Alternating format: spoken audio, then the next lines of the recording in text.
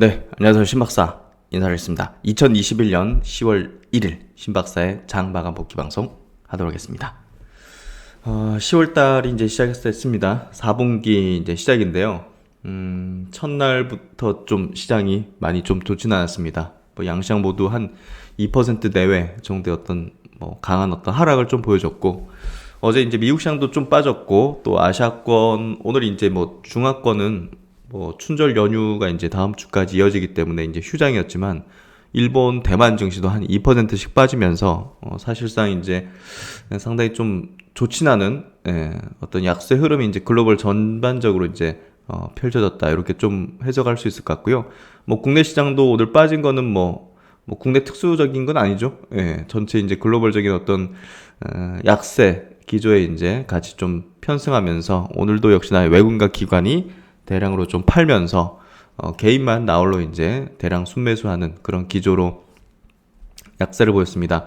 오늘 기술적인 흐름들 자세하게 좀 체크해드리겠지만, 일단 셀트리온도 이제 추세를 좀 이탈했죠.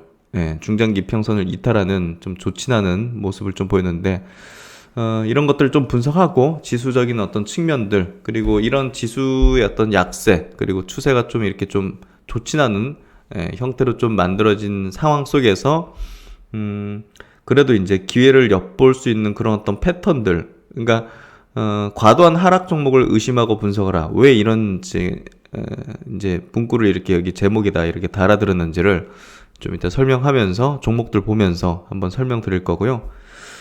지금 구간 속에서 정말 정신을 바짝 차리고, 수급이 오히려 집중되고, 그리고 내가 가진 정보를 끝까지 홀딩해야 되는지 여부, 그런 것들을 판단하고, 그런 것들을 정리하고, 거기에 대한 어떤 결정들을 분명히 해야 되는 그런 어떤 타이밍이라고 봅니다. 그래서 쳐내는 개념은 지금은 아닌 것 같고, 이건 끝까지 가져간다는 관점의 어떤 종목, 그리고 일부라도 이제 약간 포트를 변경해서 이 조정의 구간을 넘어서서 추후에 있을 어떤 상승 어떤 추세 속에서 강하게 튀어오를 것들을 조금 더 모아나가는 전략을 편다든지, 이렇게 좀 전략적으로 지금의 상황을 좀 활용할 필요가 있다는 거죠.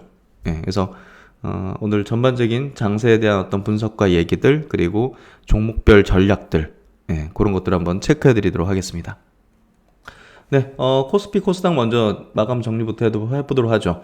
코스피 지수 1.6% 빠졌고요. 1019포인트. 오늘 하락 종목 수가 너무나 압도적이었죠. 거의 800여 종목 가까이입니다. 상승 종목 수는 한 100 종목 좀 넘고요. 그리고 코스닥은 2%나 밀렸습니다. 1000포인트를 훌쩍 깨버렸고, 완전히 983포인트입니다.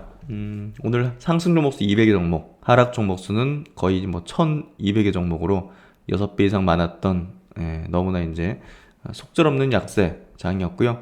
외국인과 기관은 코스피 시장에서 3천억과 4,800억을 각각 순매도했고, 코스닥 시장에서도 외국인은 900억대, 기관은 200억대 순매도를 했습니다. 외국인이 3천 계약 이상을 이제 순매도했고요. 오늘 전체적으로 모든 게 나쁜 방향, 하방의 방향으로 완전히 좀 흘러갔다. 그리고 이제 고객 예수금은 60조에서 70조 사이에서 왔다 갔다 이제 계속 되고 있네요. 그래서 큰 변동사항은 없는 것 같고, 아시아권 증시는 어제 이제 그 미국 증시가 다우지수 1.5% 빌렸죠. 이게 좀 좋지가 않습니다. 이 흐름이. 일단은 큰 차트를 보면서 말씀드리는 게 낫겠네요. 작은 차트보다는 이제 보시면 다우지수 차트가 기술적으로 오늘 좀 분석을 좀 해드려야 될 것 같아요. 다우지수가 그래도 이제 보시면 코로나 이제 작년 3월 여기죠?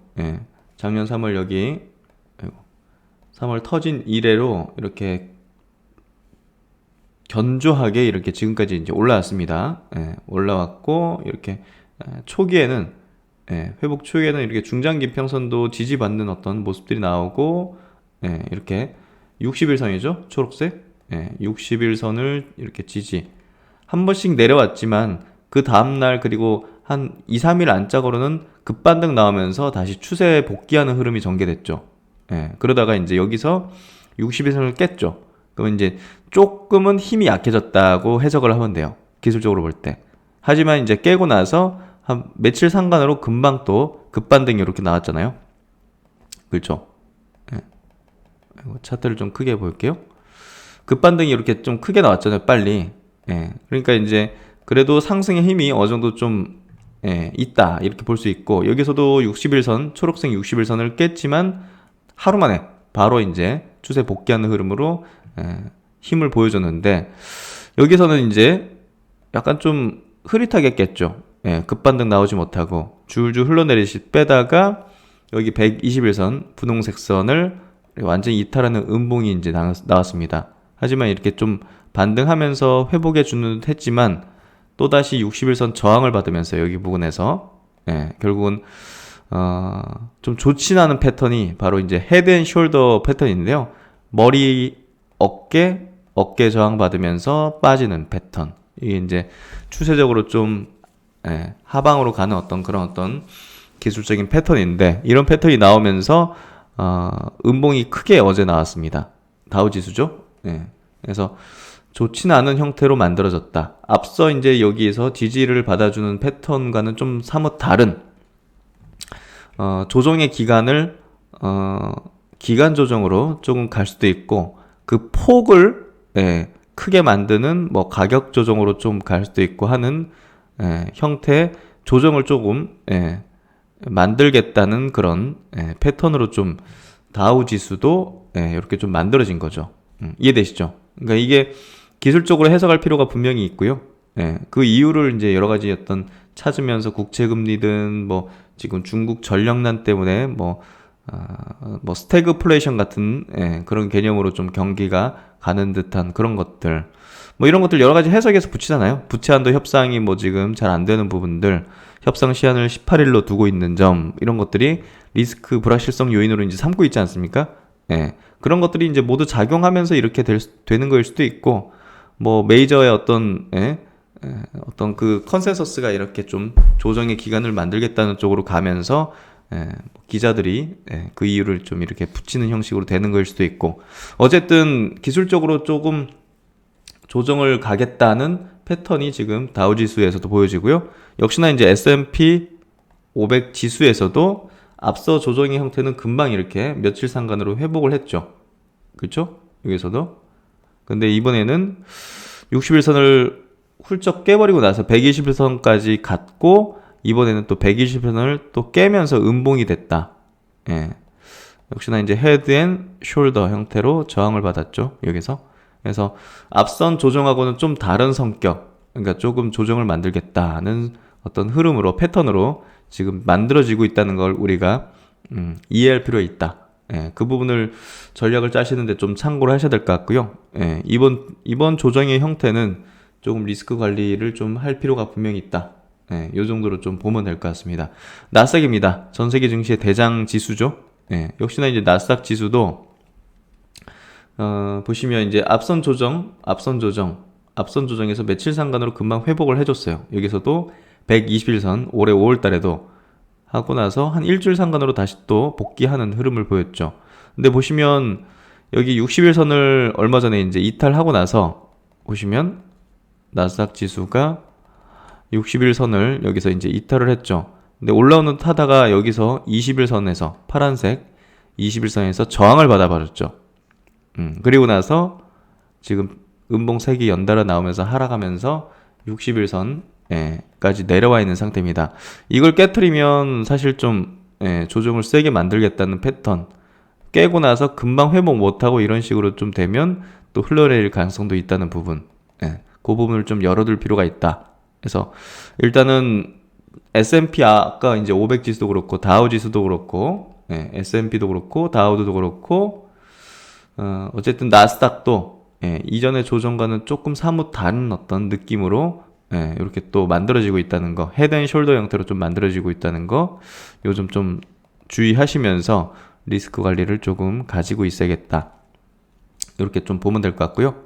유로 스톡스 550 지수도 이제 유럽 지수 이제 인덱스죠. 이쪽으로도 이제 앞선 조정과는 조금 사뭇 다른, 여기서도 이제 121선을 금방 이틀 3일 만에 이제 21선까지 회복을 해주는 그런 빠른 회복을 보였는데, 여기서는 여기 한번 120일선을 깨뜨리고 3일 만에 다시 올라왔는데 21일선 회복을 했는데 여기서 저항을 받고 다시 또 이렇게 재차 깨버렸잖아요. 그러면 이거는 사실상 예, 좀 조정으로 가겠다는 의중이죠. 헤드 앤 숄더 형태 하면서 120일선을 깨버렸죠. 그래서 이 형태 자체는 어느 정도 유럽 지수도 보면 조정을 좀 만들 수 있다는 쪽으로 좀 가는 것 같아요. 그리고 이제 오늘 니케이 증시도 2% 빠졌는데 2.3%. 좋진 않은 게 앞선 고점권역까지 찍고 나서 이중 고점 형태로 밀렸다는 거. 역시나 이제 최근에 보시면 니케이 증시도 뭐 총리 이제 바뀌는 것 때문에 많이 급등했는데 기대감에 여기서 이제 올라오다가 여기서 또 조정받잖아요. 헤드앤 이렇게 해서 뚝 올라오다가 다시 떨어지는 숄더 조정을 받죠. 그래서 비슷한 패턴이죠. 지금 글로벌 증시, 미국 증시, 일본 증시 비슷하고 그리고 대만 증시 역시나 이제 요것도 약간 좀 헤드 앤 숄더 형태로 조금 흘러내리는 고점을 계속 고점이 낮아지잖아요. 그렇죠? 그리고 이제 중장기 평선이 이렇게 저항을 받죠. 계속. 그리고 이제 음봉 푹 나오고. 여기까지 열어둘 필요가 있을 것 같고, 어찌됐든 비슷한 패턴과 이제 조정을 좀 만들겠다는 패턴들이, 미국 증시, 일본 증시, 유럽 증시, 독일 증시 모두 이렇게 좀 비슷하게 나오고 있다는 게 핵심 포인트라고 보면 될 것 같습니다. 이제 그러면 이제 국내 증시로 돌아와서 코스피 지수 차트입니다. 역시나 이제 비슷합니다. 고점이 계속 낮아지면서 중장기평 저항을 이렇게 좀 계속 받고 있죠. 여기서도 보시면 저항을 받고 여기 이제 240일 선까지 지금 내려왔죠. 그러니까 어제하고 그제 같은 경우 양봉으로 전환됐지만 5일선, 20일선을 빠르게 회복한 건 아니었거든요. 그러니까 조정이 아직 끝났거나 그런 건 아니다. 진행 중이다는 얘기를 들었는데 오늘 보시면 241선을 살짝 깨면서 마무리됐죠. 장대 음봉으로. 좋진 않은 형태로 마감됐다는 겁니다. 막판까지 이제 하방의 힘이 더 강한 채 마감했다는 것 자체가 또 다음 주 화요일 되겠죠. 개장이 열릴 때 좀 하방의 힘을 갖고서 이렇게 또 시작될 가능성이 높아졌다는 거. 그런 부분으로 봐야 될 것 같고 어쨌든 여기서부터 이제 한 번 더 밀리거나 하면 반대 매매가 굉장히 좀 크게 나올 것 같거든요. 그런 것들이 어느 정도 좀 부담이에요. 여기까지 왜 이렇게 빠지지? 하지만 반대 매매가 나오면 뭐 그냥 주구장창 밀리는 거니까 그런 부분에서 조금 위험해질 수 있는 구간까지 지금 내려온 것 같아요. 내려오면 내려올수록 이제 더 반대 매매의 어떤 물량들은 더 크게 늘어나기 때문에 그만큼 하락의 어떤 속도라든지 폭이 더 커질 가능성도 충분히 있다는 거죠. 수급의 어떤 요인으로 그렇게 될 수 있고 과거에 이제 보시면 코로나 때 이렇게 빠졌고 2019년도 이때 이제 일본 수출 규제 때도 굉장히 이렇게 폭락했었어요. 보시면 하루에 2.5% 빠지고 막 음봉 크죠.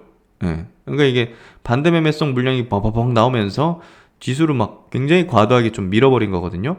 미중 무역 분쟁 요때 이제 격화될 때도 마찬가지로 이게 보십시오. 하루에 4% 이렇게 밀렸었어요. 보시면 코스피 지수가. 그러니까 이때도 이제 이거 너무 과도하게 밀리는데 했는데 중장기 평선을 이렇게 붕괴시키면서 이게 이제 중장기성 물량이 손절성 물량, 반대 물량 막 겹치면서 막 장중에 이렇게 4% 빠지고 이렇게 막 푹푹 한 3%씩 빠진 거예요.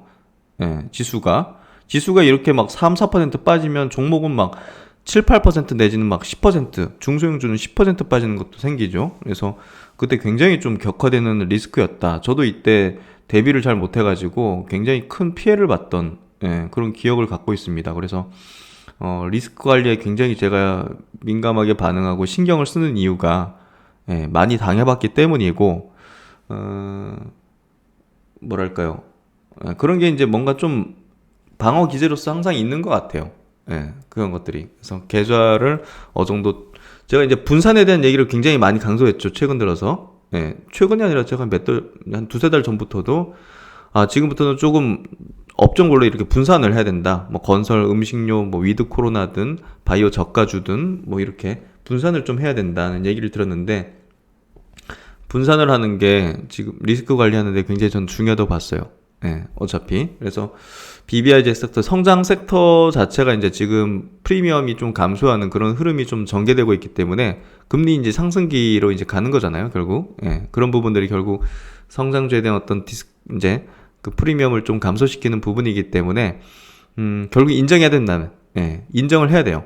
그걸 빨리 인정하고, 나는 이거 마이너스 나 있어가지고 어떻게 할 수 없다.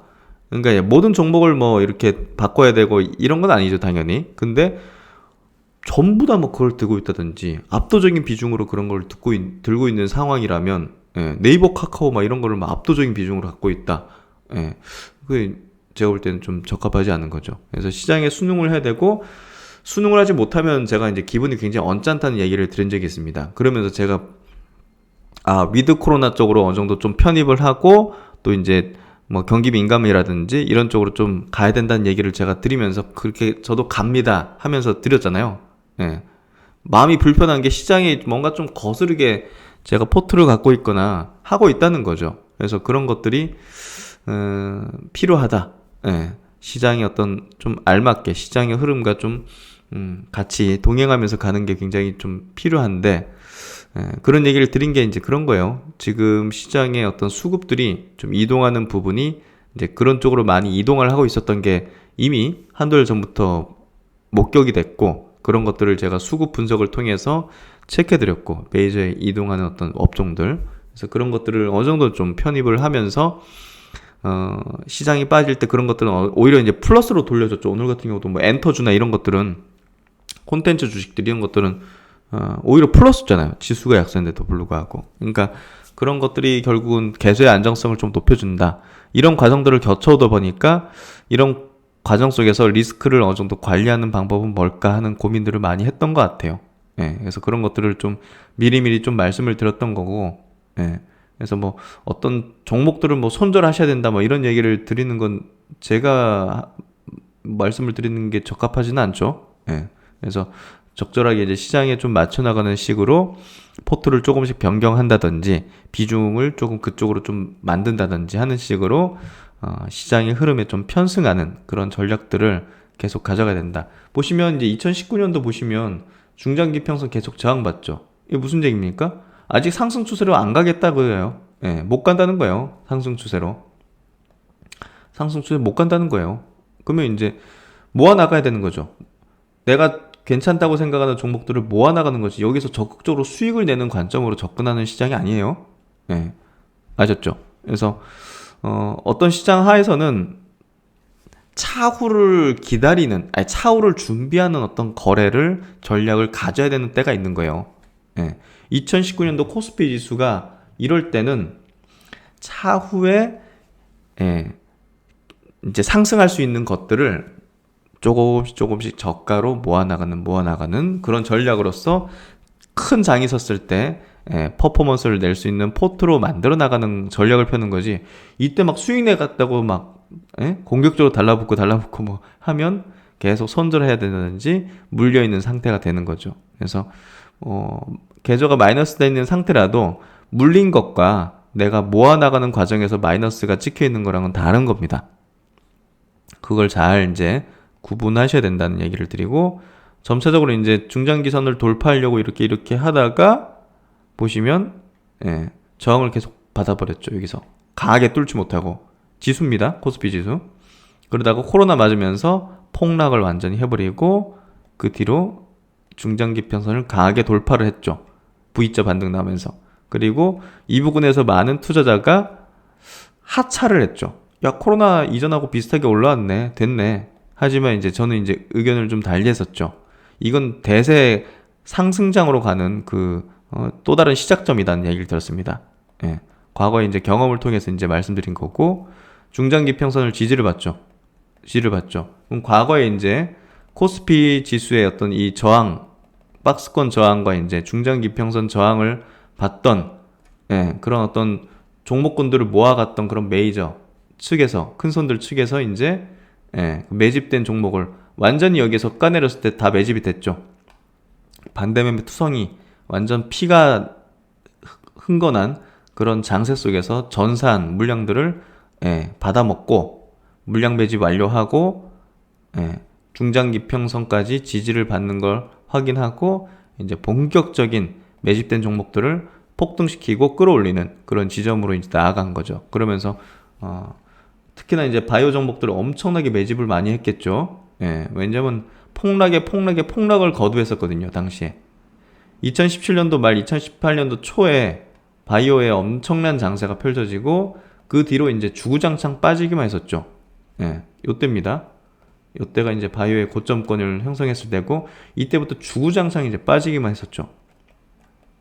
그래서 이제 개인들이 던진 손절성 물량이라든지 투매 물량들을 다 받아내고, 예? 메이저 이제 큰 손 측은 다 받아내고 그것들을 코로나 때 마지막 탈탈 이제 털어먹고, 예, 다 받아먹고 이제 그 장세가 펼쳐지는 걸 확인하고, 예, 대여섯 배 이상 그리고 10배, 20배, 30배 끌어올린 바이오 종목들도 많습니다. 예, 그런 것들 이렇게 해먹은 거죠. 예, 소위 이제 표현하자면 해먹은 거죠. 그래서 그렇게 된 상태, 어느 정도 이제 마무리 단계 해먹은 거 해먹었고, 아직 그 바이오 종목 중에서 시세를 내지 않았던 종목들 있죠. 이번 코로나 전국 하에서 대시세 분출을 시키지 않았던 바이오 종목들 있죠. 그것들은 차후로 넘긴 거죠. 예. 굉장히 중요한 저는 말씀을 드리고 있다고 생각합니다. 예.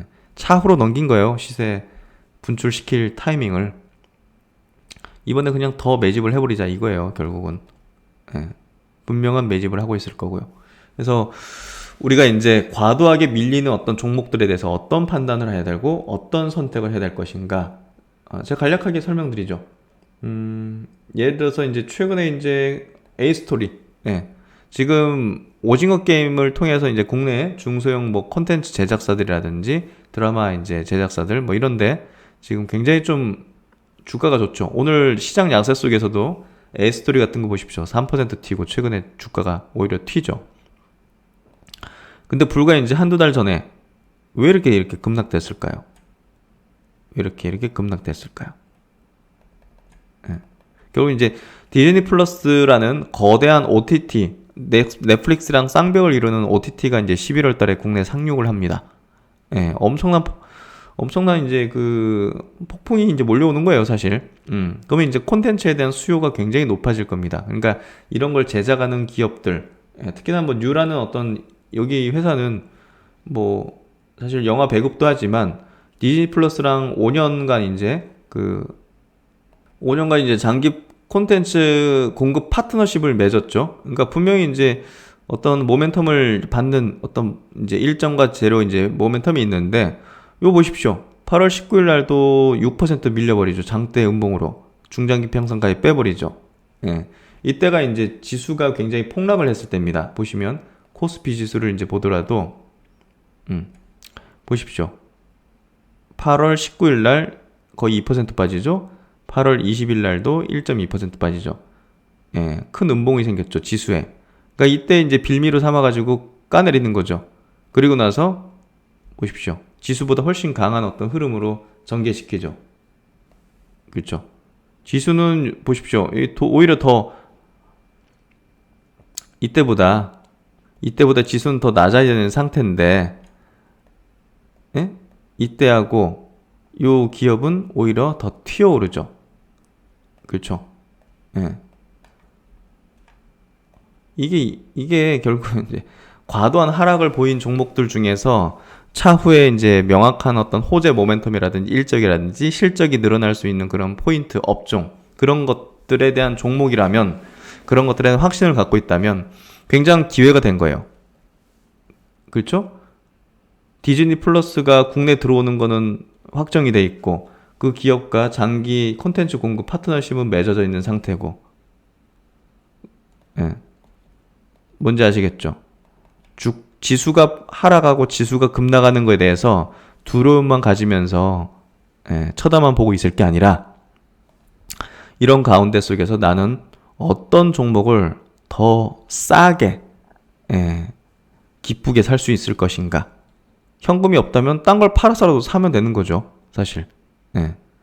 결국은, 예, 누군가는 이제 위기로 삼고 그냥 이제 멍하니 쳐다보기만 할 수 있고, 누군가는 야, 이거 굉장한 기회이기 때문에, 예, 이제 빠르게 이제 민첩하게 이제 행동에 옮기는 거죠. 어떤 사람이 되느냐는 자신의 선택에 달려있는 문제입니다. 이제 이해되시죠? 이 콘텐츠 관련 주식들이 보시면 A스토리도 마찬가지로 이렇게 지수가 이렇게 밀릴 때 이렇게 급락했죠? 근데 지금은 지수보다 훨씬 더 강한 어떤 탄력을 보이면서 오히려 오늘 지수 급락하는 과정에서 플러스를 보였다는 거, 굉장히 중요한 어떤 의미를 지닌다고 생각하고요. 제인 콘텐츠리도 마찬가지로 이 DP를 만든 제작사를 자회사가 또 95% 지분을 갖고 있다는 그런 어떤 내용을 갖고 있죠. 급락했죠. 여기서 지수랑 비슷하게 급락했죠. 근데 그 뒤로 이제 올라서죠. 그럼 지금 지수가 이렇게 급락하는 과정 속에서 나중에 지수가 이렇게 회복될 때 지수보다 훨씬 더 튀어오를 수 있는 종목과 섹터는 뭘까? 그 고민에 시간의 대부분을 집중하면서 파고들어야 되는 겁니다. 아셨죠? 오늘 같은 날 뭐 바이오 주식 중에서 네오이민테크 같은 경우는 왜 이렇게 플러스를 냈을까? 최근에 양봉 4일 연속, 5일 연속 나오면서 지수가 이렇게 급정직할 구간에서 왜 이렇게 올랐을까? 지수 하락할 때 올라가는 주식의 이유는 분명히 있을 거고요. 차후에 시장이 안정화되거나 이제 회복될 때 그런 주식들은 어떻게 될지, 그걸 한번 생각을 해봐야 된다는 거죠. 그러면 이제 셀트론 3인방을 한번 체크해 보도록 할게요. 셀트론이 오늘 조금 좋진 않습니다. 어쨌든 중장기평선 481선이죠. 2년간의 투자들의 이제 평균 매수매도 이제 가격대인데요. 요거를 이탈하는 흐름이 전개됐습니다. 4% 밀리면서 뭐 그 이후에 이제 여러 가지 붙일 수 있겠지만 어쨌든 어제 이제 공급 계약 소식이 나왔는데 시장의 기대에 훨씬 못 미치는 그런 내용이었고, 그게 이제 3분기 실적에 대한 어떤 약간 기대치가 낮춰지는 그런 흐름으로 전개된 것 같아요. 그래서 오늘 그런 물량들이 좀 나온 것 같기도 하고, 어쨌든 셀트론이라는 기업이 이 중장기평선 481선을 코로나 이후로 깨지 않고 지지는 그래도 받아줬다는 측면에서 이번에 깨진 거는 확실하게 힘이 좀 약화됐다. 그렇게 볼 수 있을 것 같고요. 그렇다고 이게 뭐 요 구간에서 뭐 매도를 하거나 투매를 하는 거는 굉장히 좀 제가 볼 때는 적합치 않은 어떤 액션이라고 보여지고요. 이거는 좀 일시적으로 좀 중장기평선 이탈한 부분이라고 보여져요. 작년 같은 경우도 이제 코로나 전국에서 일시적으로 이렇게 중장기평선 하회하면서 과도하게 이제 언더슈팅하면서 급전직하했던 급상승 시켰던 그런 흐름하고 좀 비슷하게 전개되지 않을까, 그렇게 생각이 되고요. 오늘 수급, 그리고 이제 최근의 수급 자체가 외국인과 기관이 이렇게 연속적으로 이제 순매도를 하면서 뭐 이거를 받아내는 주체가 개인밖에 없는데, 개인의 이제 셀트론에 대한 어떤 매수 여력도 상당히 좀 감소되어 있을 겁니다. 어쨌든 신규 주주보다는 기존 주주의 어떤 물타기라든지, 추가 매수의 어떤 수급으로 이제 아마 이제 들어왔을 가능성이 높은데, 그런 부분들이 많이 좀 소멸됐고, 들어올 만큼 물량들이 들어온 상태에서 더 이상 좀 받쳐줄 수급들이 강하지 못하고, 이런 것들이 보다 더 낙폭을 좀 크게 만든 그런 주요 요인이 아닐까 싶고요.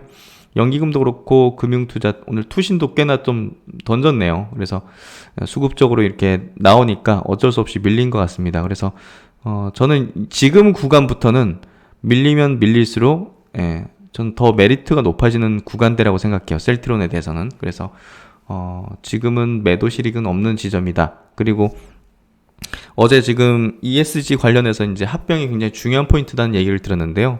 어쨌든 그 포인트들이, 그 호재 일정에 대한 포인트들이 분명히 이제 있다는 거, 4분기 내지는 내년 초 있다는 부분을 꼭 명심해 두면서 셀트론 그룹에 대해서는 지금 시점에서 매도하는 거는 별 실익이 없다. 그래서 그렇게 좀 보는 게 맞을 거라는 생각이 들고요.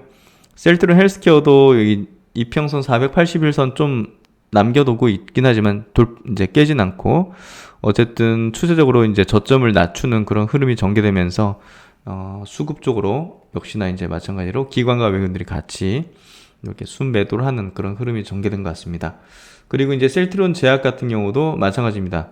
최근에 기관과 외국인들이 계속 쌍거리 이제 순매도를 했고 저점을 오늘 낮추는 흐름으로 뭐 투미성 물량도 같이 좀 전개된 것 같아요. 어쨌든 이런 기업들이 하여튼 회복을 하는 흐름으로 전개될 거라 보고요. 하반기에 대한 어떤 여러 가지 모멘텀들이 있다는 측면으로 본다면 지금의 이제 뭐 3분기 실적에 대한 우려, 이런 포인트가 주가의 어떤 흐름을 완전히 좌우하는 그런 포인트는 아니라고 생각합니다. 그래서 이제 오늘 오전에 또 드렸던 이제 멤버십 분들에게 드렸던 내용인데요. 어제 장후에 공시된 셀트리온의 이제 공급 계약건, 이제 요 공시건, 요걸로 이제 3분기 셀트리온 헬스케어양 항체 의약품, 공시 금액이 이제 확정됐죠. 3건으로 총 2,322억. 약간 좀 예상보다는 좀 적고, 그런 부분들이 3분기 실적에 대한 어떤 우려하는 시각들을 크게 만든 것 같습니다. 어쨌든 뭐 진단키트 이번에 대규모 공급건 발생한 것도 있고 아조비 쪽도 있고 하면서 어느 정도 좀 이제 벌충할 걸로 보이지긴 하는데요. 지금 주가의 어떤 그 변수는 이 바이오시밀러의 실적은 아니라고 봅니다.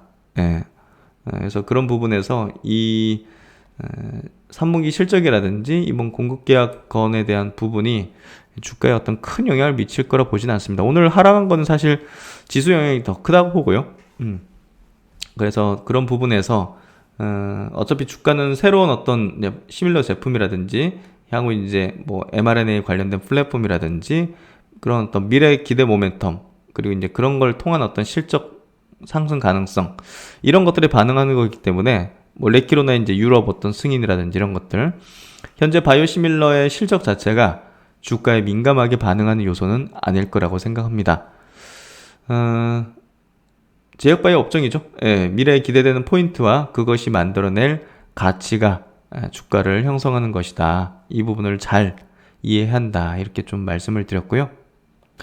지금 당장 뭐 지금 떨어지는 뭐 그런 종목들에 대해서 당장 뭐 저가 매수하자. 바로 뭐 그런 의견을 드리는 건 아니지만 지금의 어떤 약세 하락 구간 자체가 BBIG의 작년 뭐 시장을 완전히 압도했던 그런 종목의 저가 매수보다는 차후에 이제 움직일 수 있는 그런 어떤 준비해 나갈 그런 종목들 아니면 이제 당면한 위드 코로나라는 어떤 스타일면의 어떤 임팩트 큰 어떤 모멘텀 그런 쪽에 대한 포트폴리오를 어느 정도 좀 구축하고 그쪽에 대한 편입을 한다면 지금의 어떤 시장의 약세 구간을 그래도 조금은 현명하게 그리고 리스크를 좀 낮추면서 거래하는 그런 투자자가 되어 있을 거라는 생각이 듭니다. 그래서 오늘 수급은 이렇습니다. 코스피 외국인이 3천억 팔았는데 반도체 전기전자 뭐 요 정도 나올 수 있고 그리고 이제 운수장비 자동차 쪽으로 많이 나왔어요. 오늘 현대차 그룹 쪽이 낙폭이 좀 컸습니다. 기아가 3.5% 밀렸고요. 현대차가 3.2% 역시나 현대모비스도 1.3% 이렇게 좀 밀렸는데요. 뭐 만두 이런 것도 4% 이렇게 밀렸네요. 현대글로비스도 3% 정도 밀렸고 현대위아가 6.8% 정도 밀렸고 현대차 오늘 지난달 실적이 있었죠. 제가 한번 체크해 보겠습니다. 현대차 이제 공정공시인데요. 영업 이제 잠정 실적이죠. 그러니까 매달마다 이제 그 실적을 이제 자동차 이제 판매 대수 그리고 이제 그게 전기 대비 얼마나 증감했는지 전년 동기 대비 얼마나 증감했는지가 이제 월마다 나오는데요. 이 수치가 별로 좋지가 않았어요. 보시면 9월달이죠. 9월달에 현대차의 이제 판매 실적이 국내가 14% 전기 대비해서 전 분기 2분기 대비해서 14%나 이제 줄어들었고 글로벌 해외 쪽으로도 4.7% 정도 줄어들었어요. 합해서 이제 6% 정도 줄어들었는데 전년 동기 대비해서는 좀 큽니다. 전년 동기에 비해서 국내는 34% 줄어들었고요. 해외는 19% 줄어들었어요. 도합 22% 줄어들었죠. 이게 이제 뭐 경기 안 좋아졌고 이 문제가 아니죠. 유진증권 내용입니다. 차량용 반도체 수급 차질과 가격 지수에서 지금 차량용 반도체로 인해서 지금 글로벌 생산 대수 차질이 지속되고 있다는 게 지금 현대차 그룹의 저렇게 좀 실적이 안 좋아진 것도 영향을 미친 거라고 이제 전망을 하고 있고요. 지금 이제 분석자를 보시면 22년도 글로벌 생산 전망치 하향 조정 관측된다.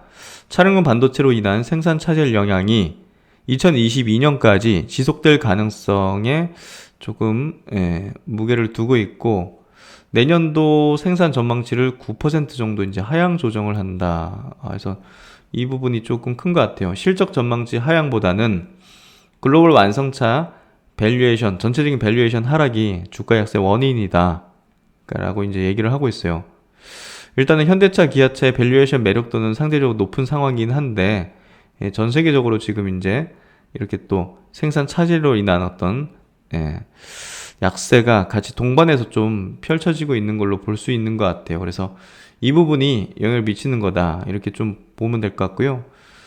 참 어렵네요. 추후에 이제 회복되겠지만 이 장기화 가능성에 대한 우려 목소리가 좀 커졌다는 부분이 어쨌든 저렇게 좀 약세를 보이는 주요 요인이다, 이렇게 좀 우리가 좀 해석하고 있으면 될 것 같습니다. 그래서 오늘 뭐 현대차 그룹주도 안 좋았고, 지금 오늘 뭐 사실 뭐 특정 업종이 안 좋았다 이렇게 표현할 것도 없는 것 같아요. 지금 뭐 오늘 뭐 건설도 많이 빠졌네요. 2~3%씩은 다 빠졌네요. GS도 그렇고 DL건설도 그렇고 현대건설도 그렇고 2%씩 다 빠졌네요. 그러니까 오늘은 뭐 그냥 지수 영향으로 다 빠졌다 보면 될 것 같고, 보시면 SK텔레콤은 플러스네요. 0.9% 플러스. SK바이오사이언스 같은 경우도 정부에서 성구매, 백신 성구매한다는 그런 소식 뉴스 나오면서 조금 시장 대비 좋았던 것 같고요. 포스코 케미칼도 플러스고, S오일이 최근에 이제 좋았죠.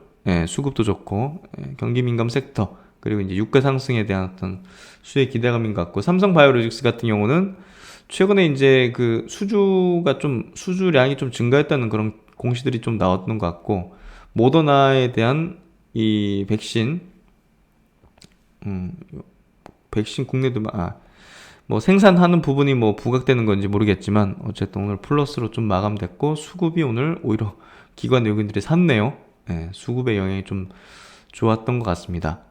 코스닥으로 넘어가면 셀트론 헬스케어가 많이 빠졌네요. 5.3% 빠졌죠. 셀트론 제약이 4%, 펄어비스가 오늘 6%나 상승했네요. 그래서 기관이 28만 주 어마어마하게 샀네요. 어쨌든 펄어비스 같은 경우가 지금 이거 이제 어제죠? 펄어비스 제가 이제 멤버십 분들에게 오전에 스마트 리포트로 드렸는데, 어쨌든 신작에 대한 모멘텀이 하반기 내년 계속 이어지고요. 내년에 붉은 사막에 대한 신작 여름에 이제 출시될 예정이고, 또 이제 내년 말 혹은 아마 2023년이 될 것 같아요. 가장 기대작은 도깨비가 되겠죠. 그래서 중기적인 관점에서도 메리트가 높은 그런 게임주라고 생각합니다.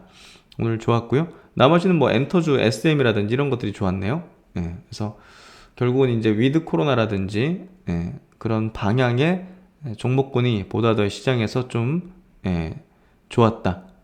아난티 같은 경우는 뭐 오늘 대북 라인이 좀 좋았죠. 통신선을 복구한다는 그런 어떤 김정은 위원장의 뭐 발언, 이런 것들이 오늘 대북주도 다 올라가는 게 아니에요. 보면 일신석재 이런 것들, 신원 이런 것들, 대장주군들 몇 종목 있죠. 그런 것만 좀 끌어올리는 그런 흐름인 것 같고요. 그 외에는 별로 좋은 어떤 모습들이 아닌 것 같습니다. 스틸드 드래곤도 최근에 컨텐츠 하면 1위가 뭐 스틸드 드래곤이죠. 그래서 최근에 기관 수급도 괜찮은 편이고, 바닥권에서 좀 올라오는 형태가 되고 있는 것 같네요. 그래서 뭐 종목은 요 정도 체크해 보면서, 이걸 빠뜨릴 뻔했네요. 외국인과 기관의 이제 동시 순매수. 오늘 그 순매수의 어떤 폭은 크지 않죠. 뭐 오늘 1등이 보시면 SK이노베이션인데 250억밖에 안 됩니다. 그만큼 수급이 오늘 굉장히 좀 좋은 건 아니었다, 좋지 않았다. 그럼에도 불구하고 순매수한 것들은 특징점은 좀 있죠. 경기 민감 섹터, 금융주, 위드 코로나, 뭐 신장 모멘텀 있는 거, 우주항공도 있네요. 이런 것들은 좀 괜찮았던 것 같아요.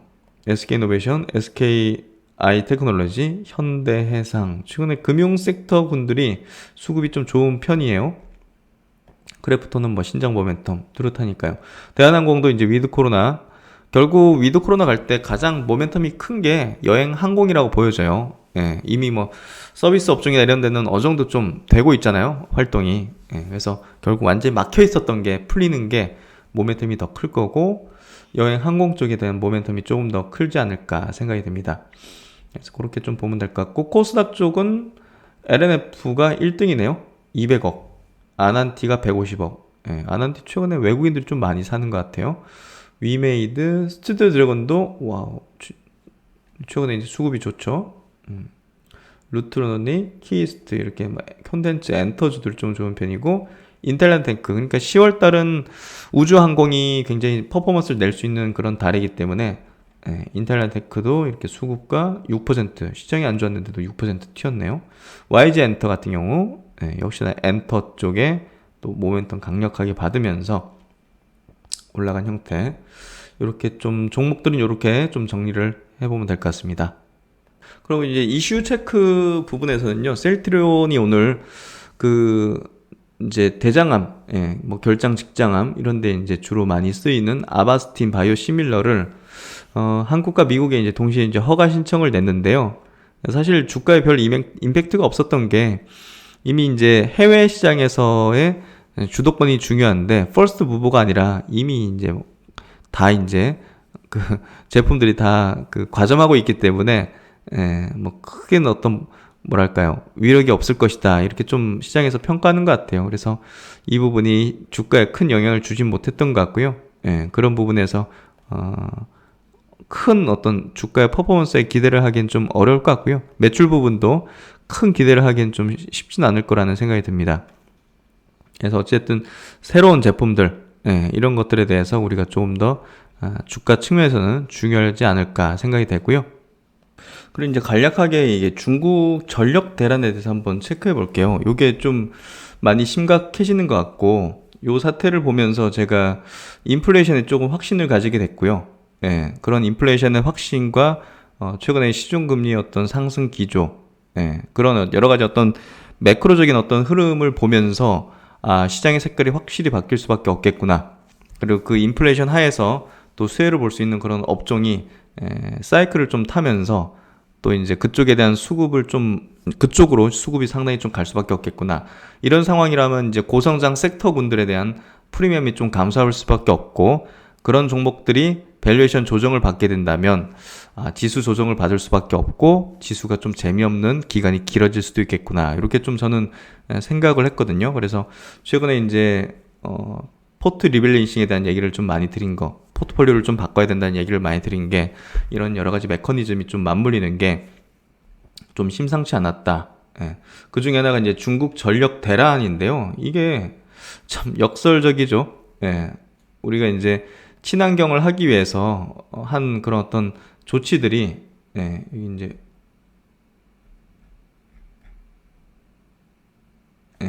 친환경의 역설이 결국 이제 서플라이 단의 공급단의 인플레이션 이런 부분을 좀 만들게 되는데요. 친환경 정책으로 전환하다 보니까 뭐 화력 발전소 뭐 많이 줄이고 원자력 많이 줄이고 하면서 이게 갑자기 또 이제 이렇게 뭐 수요단으로 확 이제 발생되다 보니까 폭발적인 투자 수요가 이제 결국 이제 이런 어떤 쇼티지로 좀 발생된 거죠. 그래서 결국 이제 중국 같은 경우도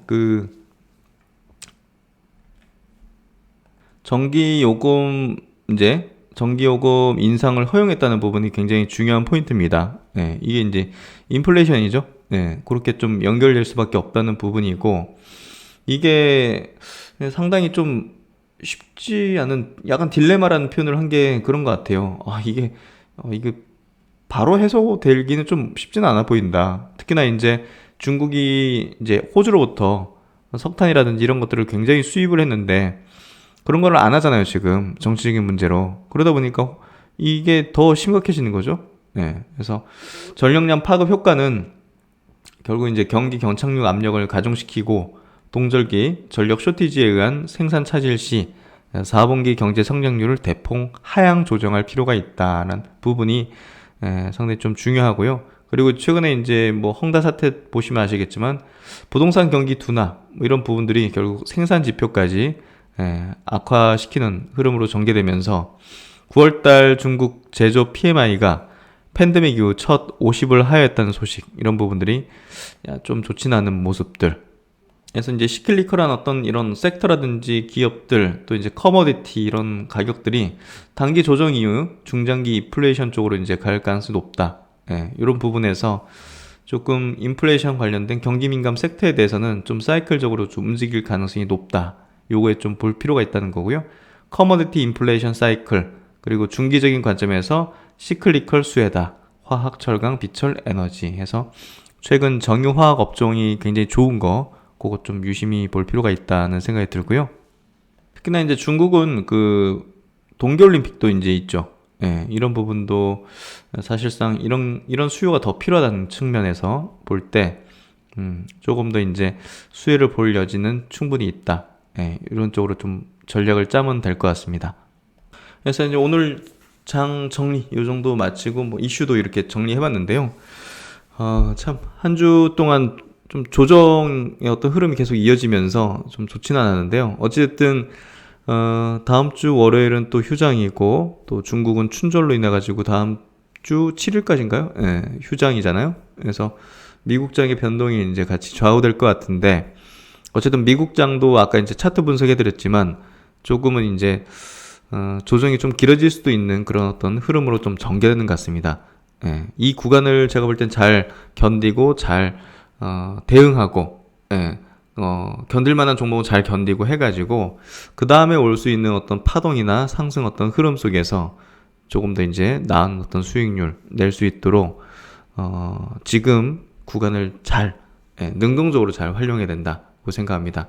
그래서 공부도 열심히 하고 지금의 어떤 매저 수급의 이동도 빠르게 이제 캐치해내면서 이런 것들을 저도 이제 분석해내게 되면 이제 말씀을 드리면서 같이 또 나가도록 하겠습니다. 네, 하여튼 한 주 고생 많으셨고요. 날씨는 참 좋습니다. 주말 그리고 월요일까지 어떤 연휴 즐거운 시간들 보내시고 또 연휴 기간 동안 제가 또 좋은 것들 컨텐츠들을 만들어서 또 올려드리는 시간 가질 테니까요. 한번 시간 되실 때 보시면 좋을 것 같습니다. 네, 오늘 좋은 저녁 시간 되시고 불금 되시고 신박사는 또 다음 시간에 뵙도록 하겠습니다. 감사합니다.